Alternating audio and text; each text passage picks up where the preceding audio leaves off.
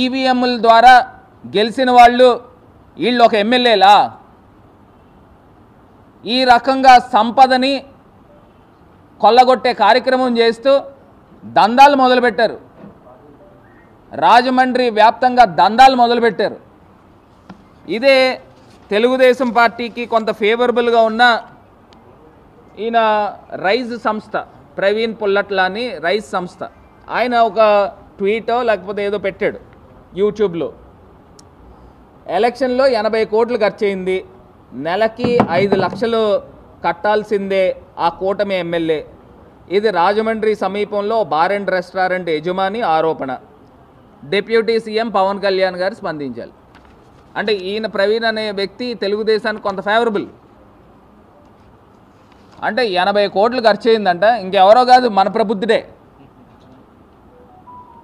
నెలకి bar and రెస్టారెంట్లు, ఒక్కొక్క బార్ అండ్ రెస్టారెంట్ 5 లక్షల రూపాయలు కట్టాలంట, ఈయనకి చెల్లించాలంట ముడుపులు. మొత్తం భ్రష్టు పట్టించేస్తున్నారు. రాజమండ్రి మనం ఉంటున్నప్పుడు రాజమండ్రి కళకళలాడుతూ ఉండేది. ఇప్పుడు కళావిహీనంగా తయారు చేసిన ప్రబుద్ధులు వీళ్ళు. నిన్నో మొన్న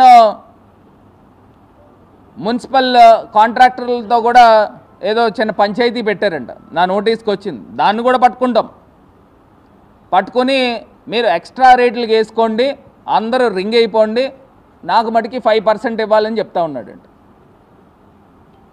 అంటే ₹1 కోటి వర్క్ ఉందంటే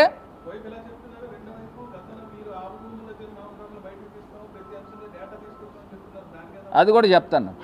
అంటే 5% ఇవ్వండి అని చెప్పి మాట్లాడుతూ ఉన్నాడు. ఇప్పుడు మీరు చెప్తా ఉన్నారన్న, ఆయన చెప్పినప్పుడు హౌస్ కమిటీ అన్నాడు. హౌస్ కమిటీ కాదు, వైట్ హౌస్ కమిటీ వేసుకోండి. అమెరికాలో ఉన్న వైట్ హౌస్ కమిటీ వేసుకోండి, నిగ్గు తేల్చండి. నేను తేల్చమనే చెప్తా ఉన్నా.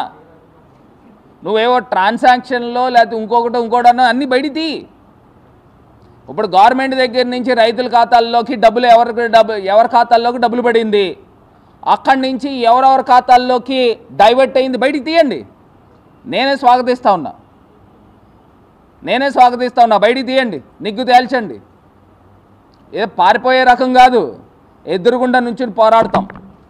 ఏదో నువ్వు తీసుకుని వచ్చి మనం బురద అంటించుకుని మనం వెళ్ళి బురదలో దొల్లి బయటకు వచ్చి ఇలా దులిపేద్దామంటే కుదరదు. నువ్వు చేసే కార్యక్రమాలు ఏంటి? 10 కోట్ల రూపాయలు ఇసుకని కొల్లగొట్టి చేశారు. లాలా చెరువు సెంటర్లో మేమున్నప్పుడు స్టాక్ పాయింట్స్ దగ్గర తీసుకొచ్చి పెట్టించాం. మా ఇసుక అంతా ఎక్కడికి వెళ్ళిపోయింది? ఆ షార్టేజ్ వర్షాకాలం వస్తుందని తెలీదా? ఇప్పుడు మొత్తం బిల్డర్స్ కానీ ఎవరికైనా కన్స్ట్రక్షన్స్ కానీ చేసుకోవాలంటే వాళ్ళ పరిస్థితులు ఏంటి? 6,000 రూపాయలు యూనిట్ కొంటున్నారు. ఒక లారీ శాండ్ 25,000 రూపాయలు అవుతా ఉంది, ఒక చిన్న లారీ.